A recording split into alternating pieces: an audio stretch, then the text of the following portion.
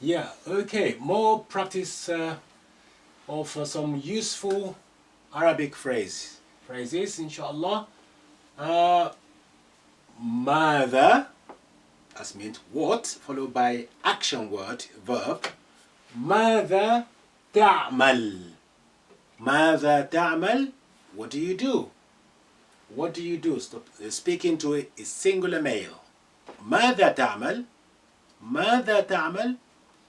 Can you guess what's the version of speaking to a singular female it would be? Yes, إينا at the end. ماذا تعملين? ماذا تعملين? ماذا تعمل؟ ماذا تعملين? أنا, you can say أنا, I am معلم. I'm a teacher. That's a female, male teacher. معلم. You can say مدرس or أستاذ.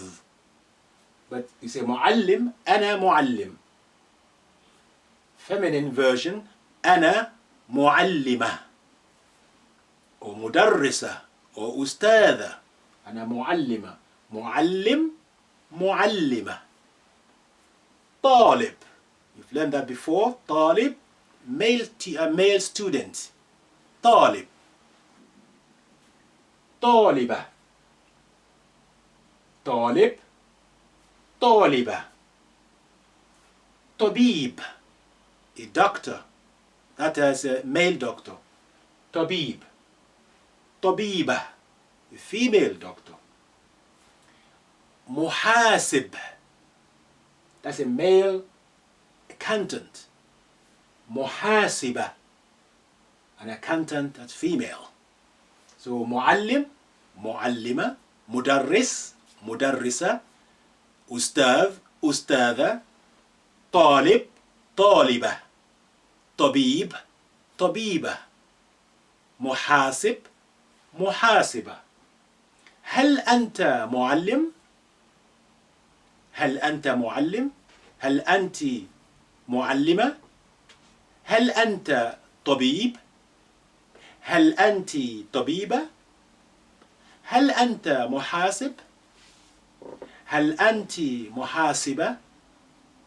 هل أنت مدرس؟ هل أنت مدرسة؟ هل أنت طالب؟ هل أنت طالبة? I hope you understood all those phrases. Yeah, well done. So, ماذا تعمل؟ ماذا تعملين؟ أنا معلم. أنا معلمة. أنا طالب. أنا طالبة. أنا طبيب. أنا طبيبة. أنا محاسب. أنا محاسبة. On page 62, we'll be explaining to you now the Alif al-maqsura. What's Alif maqsura? It's another form of lengthening Alif, but it's a special one. Sometimes you find it at the end of a noun, sometimes end of a verb. But the technical aspect of that, we'll leave that to the later in the series, inshallah.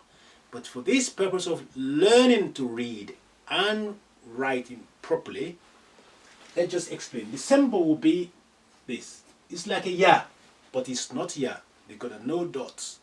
And it will be the last letter of that particular noun or a verb. Let's give you the noun first, for instance, such as Yusra. That's a lady's name. Yusra.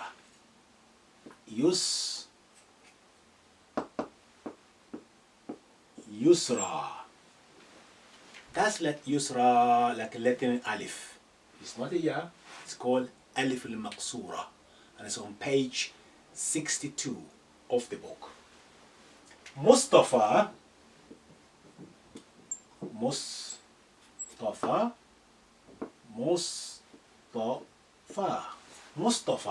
Again, that's Alif maqsura. Verb, for instance, jara. Jara. Jara. Masha. Masha. Sometimes you see people trying to put a little alif like that to indicate is the al-maqsura. No, there's no need for that at all. You don't have to put that symbol there. But if you find it, that's what's happening. Just want to indicate that this is lengthening alif. So Yusra, Mustafa, Jara, Masha. And sometimes when you have some special word which have tanween fatha at the end, there will be no alif, usual alif. There will be alif maqsura, because that's how it should be. That's technical. You will know that later, inshallah. Give you an example of that. For instance, you can have such as Quran, Quran, Quran, and Fatan, for instance, Fatan. That's your ta.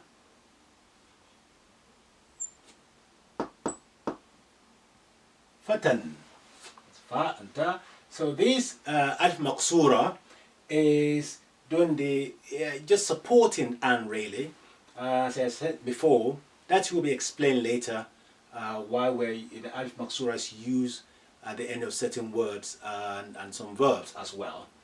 The important thing to notice is you see that's alif maqsura. You will have fatha before it, or fathatan, like this one before that one. Okay, so inshallah now I go to page 62 of the book to go through the some words with you, reading, and then we can practice that and writing as well. Page 62. On this page we have a lot of, about how many? 39 words ending with alif maqsura. This is reading practice. Please try it out and then let's compare reading. أتى بكى بنى جرى مشى سعى رأى روى رمى أبى إلى على حتى متى أولى غنى فتى حصن عمى فرا قرا هوى لحا سدى تقى دما. Now later in the series you will know why this time we're having alif maqsura before the just after the tanween fatha. That will be explained in the grammar structure later in the series. Mustafa, Musa, Isa, Huda, Salma, Salwa, Layla, يسرى مقهى مبنى مستشفى مرمى أذى. On page 63 we're going to deal with Hamza yet again. Yes, I have already explained Hamza to you before, but on page 63 that page is dedicated entirely to Hamza, practicing reading of it. Reminder, Hamza you can find it placed on top of Alif. It can be placed below Alif. When it's on top of Alif, that's it can be Fatha, carrying Fatha on top of it, or two Fatha, or Dhamma, or two Dhamma, which means single vowel A, or double A and single U, Dhamma, or Dhammatan, two Dhammas, Un. When you find it below, it can be carrying single E or single In. Single E or double E, which comes In. Now Hamza also can be sitting on top of wow. You may find it sitting on top of wow, like this. If it's carrying oo, or it can be carrying sukun as well. So you can find Hamza also sitting on this shape, ya shape. It's not a ya, but ya shape. It could be sitting on its tail, like that. It could be sitting on the floor by itself, Hamza. Hamza also can be found on the shape like this, particularly when it comes after, let's say, naughty letter, for instance. It can be sitting something like that. Also, it can be sitting in the middle like that. So the important thing to know is this. You don't worry much about the chair on which Hamza is sitting. Just go straight for the vowel that is carrying. A, say a. An, say an. E, say e. In, say in. U, say u. And un, say un. Sukun, glottal stop. So just use the symbol you can find with Hamza and pronounce them, ignoring the chair on which the Hamza is sitting. So that is about Hamza, really. And I give you some words now that you can practice just to see, to remind yourself, really. So we have like a ra'a. Ra'a. So ra'a, that's your Hamza there, sitting there. Bi'run, for instance, bi'run. You see, bi'run. You see Hamza sitting on this, something like this. And you have sukun on it. Mas'ulun. Mas'ulun.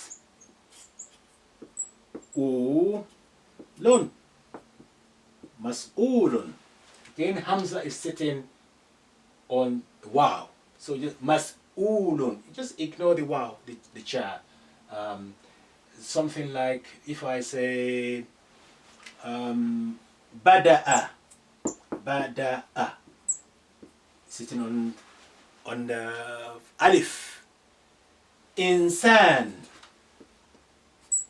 Insan. Insanun. Insanun is sitting below the alif. It can be sitting on the floor. If I say nisa,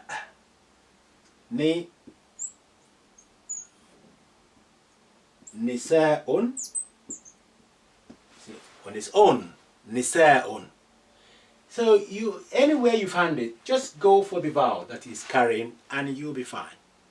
To reinforce this, let's now go to page 63 and read the whole page, and also you need to copy them as well.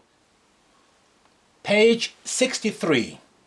On this page, plenty of practice for you there to read Hamza in its various positions. Sometimes, as already been explained, on alif, sometimes sitting on waw, sometimes sitting on the ya-like shape, and so on. But just go for the vowel that Hamza is carrying and say the vowel. Asadun, asadun. Ibratun, ibratun. Umbubun, umbubun. Sa'ala, sa'ala. Su'ila, su'ila. مسؤول مسؤول تساؤل تساؤل سؤال سؤال قرأ قرأ قراءة قراءة قارئ قارئ مقروء مقروء امرؤ امرؤ ماء ماء مؤمن مؤمن مئة مئة مئذنة مئذنة استفتاء استفتاء رأس رأس رئاسة رئاسة رئيس رئيس رؤساء رؤساء رؤية رؤية مرءا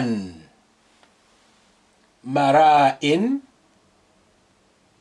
ارتأى ارتأى رئاء رئاء رؤى لؤلؤة لؤلؤة ائتمن ائتمن يومئذ يومئذ نشأة نشأة بطيء بطيء سوء سوء فيء فيء ضوء ضوء.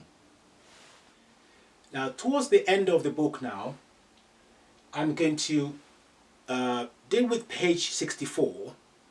The first thing on that page I want to deal with is the article the in Arabic. How do we say the in Arabic? In English it's a separate, you write the, but in Arabic you attach alif and lam, L, to a particular word like a door, the door, you put that L to join with the a door. For instance, al. This is equivalent to the in Arabic. For instance, if I say babun, a door, I want to say now the door. I need to put al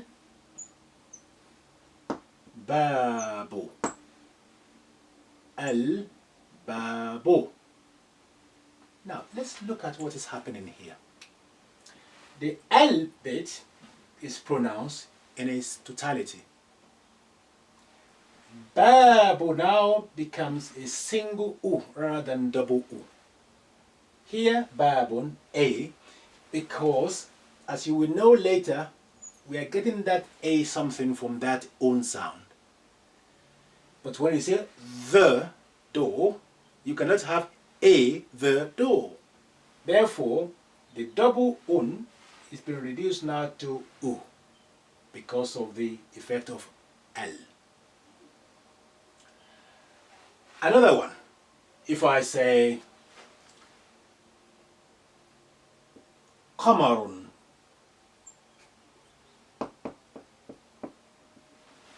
that's mean a moon. How do we say the moon? I'll say al qamaru.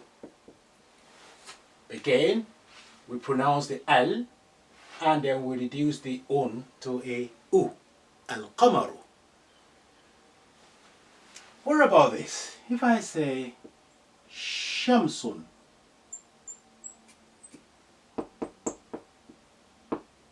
shamsun means a sun, a moon, a sun. The sun. You say a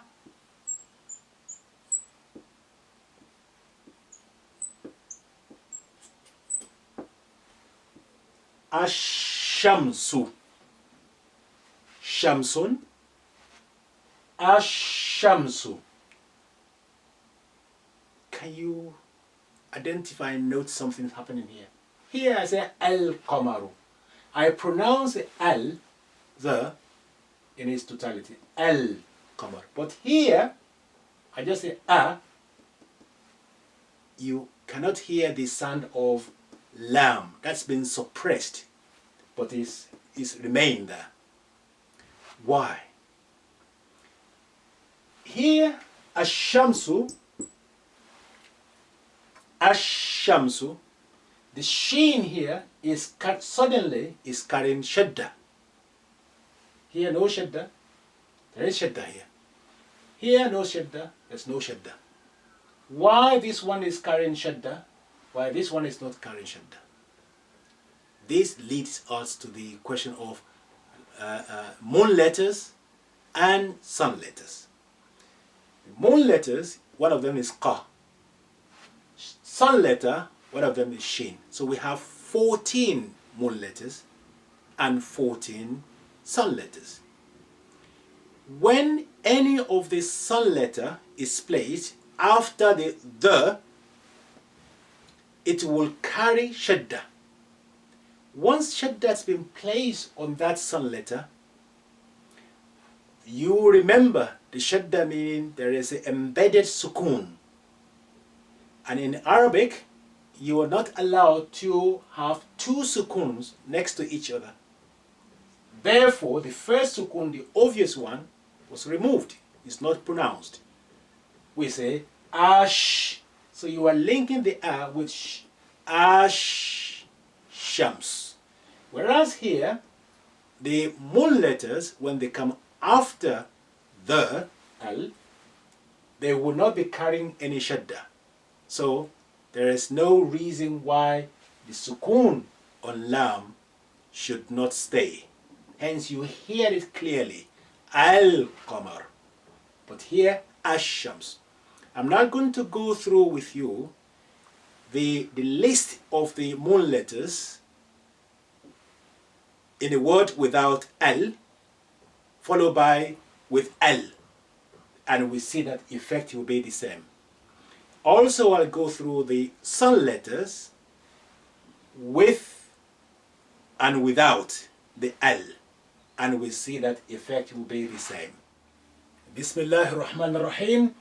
Now, in front of you here, you have one of our A1 poster, the size, and it's about al-huroofush-shamsiyyah waI-qamariyyah, the sun and moon letters. We have 28 letters in the Arabic alphabet, and they are divided into 14 the moon letters and 14 sun letters. Let's look at the moon letters first. The moon letters are Alif, Ba, Jim, Ha, Kha, Ain, Ghain, Fa, Qa, Ka, Mim, Ha, Waw, and Ya. As I've already mentioned to you, explained earlier on, ananasun, for instance, is pineapple. Now, this A something. Al is the article the. Once you attach article the with one of the moon letters, you retain the L as it is. You hear the lam, L with sukun. Ananasun, al-ananasu. Bamiyatun, that's an okra. Al-bamiyatu. You see the symbol in white telling you that that lam with sukun is still there. Jazarun, al-jazaru. Hutun, al-hutu. Khubzun, al-khubzu. Inabun, al-inabu. Ghurabun, al-ghurabu. Farawilatun, al-farawilatu. Qamarun, al-qamaru. Ka'sun, الكأس موز الموز هلال الهلال وردة الوردة يد اليد.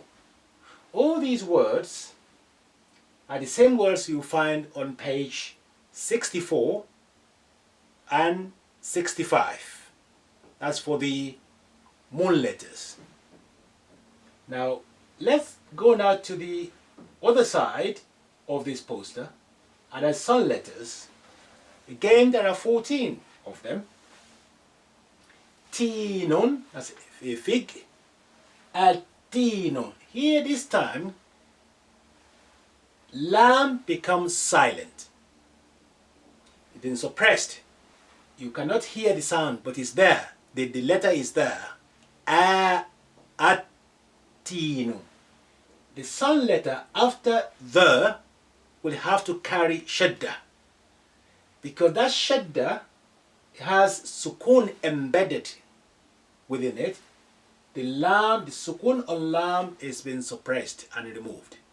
So atino, thumun, athumu, dubbun, adubbu, dhuratun, adhuratu, rummanun, الرمان زيتون الزيتون سمكة السمكة شمس الشمس صحن الصحن ضفدع الضفدع الضفدع ضفدع الضفدع طاووس الطاووس ظبي الظبي لقلق اللقلق نعامة النعامة. Again, you find all these words are the same. You find it in the book on page 66 and 67. Now let's compare and contrast now. If we put al here, sukun remain when is followed by the al-qamariyyah, which is your moon letters. You can see the lam still carrying the sukun. But when you go to the shamsiyyah, the sun letters, when you add al, which is the article the, now the sun letter itself is carrying shadda, therefore the sukun on the lam has been removed. As-samaka, as-shamsu, and so on. So go to page 64 to 67 and practice the moon letter and sun letter and do the exercise there.